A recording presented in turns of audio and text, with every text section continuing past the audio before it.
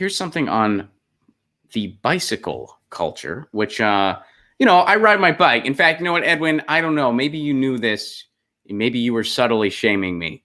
I'm just kidding, of course. But I have been meaning to get my tire fixed on my bicycle for almost a year. That's embarrassing. I'm a little embarrassed right now. Am I blushing? I might be. It's embarrassing. But my bike, it's been almost a year. And I used to ride my bike a fair amount. I need to fix a tire, and I have just been putting it off a lot. Maybe Edwin knew that, and he's trying to subtly call me out. Ron, you got to fix your bike. I'm subtly calling you out for it. I'm pretty sure Edwin didn't know that, and I'm kidding, obviously. But anyway, fact remains, I feel that. I feel it. Thank you, Edwin. You gave me the wake-up call I needed. I got to get my bike fixed. But here's a video about bicycling in the street, and this is from Phil Gaimon, who is a retired pro bicyclist, and has this to say about that issue. Let's check out this video. It's pretty interesting. So here we go. So gets hit by a car. So the premise of this is, please share this when I'm killed by someone driving a car, which is, wow, kind of bleak, but all right, let's watch it. Seeing these headlines about a cyclist who gets hit by a car, and the police or the media or the courts, they all blame the victim, or they don't care at all.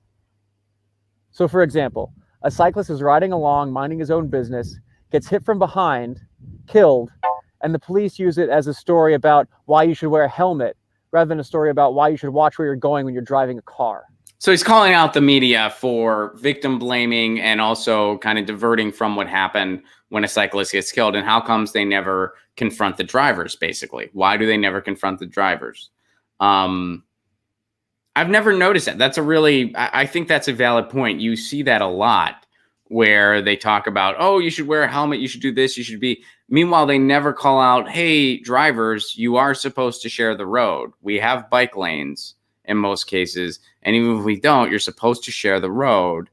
All right, so I get that. That's a interesting perspective, and I'll be more mindful of that as I'm consuming news. I'm sure we're all going to notice that more as he pointed it out, because it's something that I've never noticed a ton, but now that he mentioned it, that makes a lot of sense.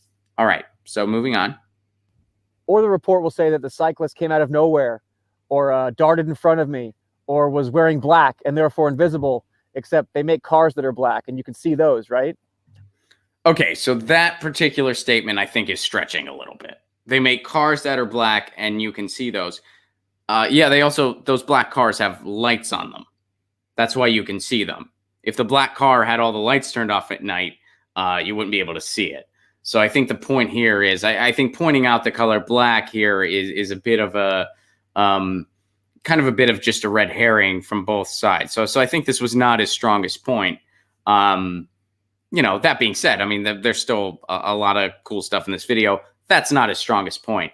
I think the overall theme here is you should wear what you're supposed to wear. And I do, of course, bicyclists, if you're bicycling at night, you should have the proper lights on your bike. You should have a helmet on. You should wear bright colors, maybe a yellow vest. Huh? Right? But I do think that there's still a call to responsibility for bicyclists here. So let's not forget about that. They have a responsibility too. And I don't think this person's trying to say they don't. I just don't think that particular point was their strongest. But anyway, moving on. I even saw a headline once where it said the cyclist fell under a bus, which does not happen. And then recently there was a story near LA of a guy who ran over. So that's a ridiculous headline. I think we all can agree. That's a ridiculous headline. All right. Over a cyclist, killed him, and then dragged the bicycle for miles, got home, was caught by the police destroying evidence, and got 1 year in jail. Jail, not prison. Somehow I've never been hit by a car, but I've had lots of close calls. A few months ago, I was riding here down Little Tahunga Canyon, and I'm just coasting down this descent. I'm minding my own business. I'm on the right side of the road, and there's a car on the right side of the yellow coming towards me, which is fine. And a white Toyota Scion is coming directly at me on the wrong side of the road. He chose that moment to pass around a blind hairpin corner. I was probably going about 30 miles an hour. He must have been going 70. It felt like we were going 1,000 miles an hour at each other. So basically the driver's at fault. You should never pass somebody on a blind corner, no matter what, for a number of reasons. There could be someone on a bike. That's one reason. There could be someone on foot. That's another reason.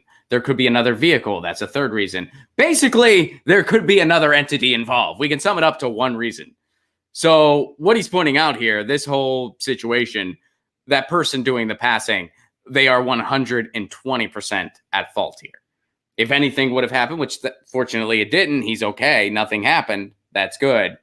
But the person doing the passing there, 120% at fault. You should never pass in a blind scenario. Now, I'm no expert driver. I don't claim to be, but I did used to drive 40,000 miles a year. I've driven through many mountain ranges. I've driven through the Smokies before. I drove through the Smokies once in the Carolinas, and it was to the point where I almost had to pull over to throw up because it was such a windy road that like I actually got nauseous.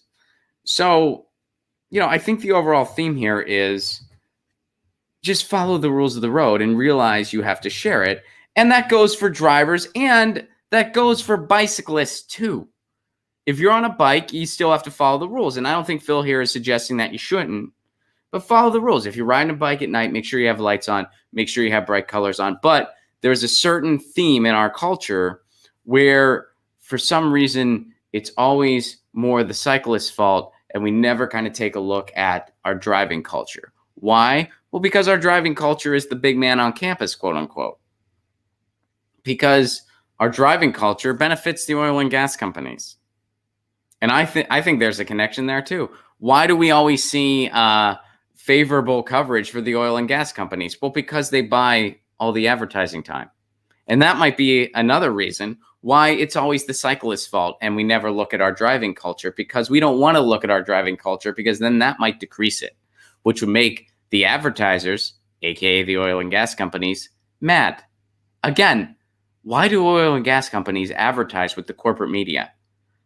Do you think that they entertain the notion, hey, people need to know that they have to put gasoline in their car? No, people fucking know. People know, hey, I got to put gas in my car, otherwise it doesn't go. People know that. People know that. So they're advertising to get favorable coverage. And this is just another subset of how the corporate media favors the oil and gas companies and favors the car companies. That's how they do it. Because, hey, every third commercial is also going to be a card commercial. We know that. Car commercial. I almost said card. Car commercial. So this is just another for instance of it. When it comes to our bike culture, we always blame the bike culture, never blame the car culture. And so that's a factor that I will be paying more attention to thanks to this video. So cool video. Basically, just try to be cool. When you're the big man on campus, quote unquote, try to be cool. When you're in a car, be mindful of people on a bike. When you're on a bike, follow the rules too and be careful, of course. Of course. Oh, and by the way, and this is one thing I'll point out, and this is coming from somebody who is, I do all three, okay? I ride my bike. I am a pedestrian at times. I like to go on long walks, and I also drive a car. I live in Los Angeles. I drive a car. Pretty much don't have a choice. So I drive a car. I do all those things. Bicyclists, when you're the big person on campus, be mindful of other people too. I say this because when I lived in Seattle, I would walk the Burke-Gilman Trail all the time. There is a designated lane for pedestrians, at least there was, and every single time there was at least a handful of people on bicycles that were in the pedestrian lane, and they would make it out like it was your fault. Like they were like, you had to get out of your way. And there was nowhere for you to go, by the way, because the pedestrian lane was like at the end. Then there was the bike lane. And then over here is just sort of a ditch. So when you're walking and there's a bicyclist coming up, you either have to just jump in a ditch, which is what I would have to do, and any other pedestrian would have to do, or you would have to just jump in front of other cyclists. So cyclists that do that, you're being a dick. Don't do that. That's wrong. You're being wrong in that, for instance. Don't bully pedestrians. You don't want cars to bully you. I don't want that either. So don't bully pedestrians. So anyway, I guess the theme is everybody just be cool. Everybody try to be cool. And the media shits on bicyclists because of big oil. Get your news on with Ron. Don't you wanna know what's going on? We're getting our news on today. Get your news on with Ron. Don't you wanna know what's going on? We're getting our news on today. Yeah, yeah, yeah. You can tweet me an article at Ron Placone. We'll go through it together and make it our own. Get your news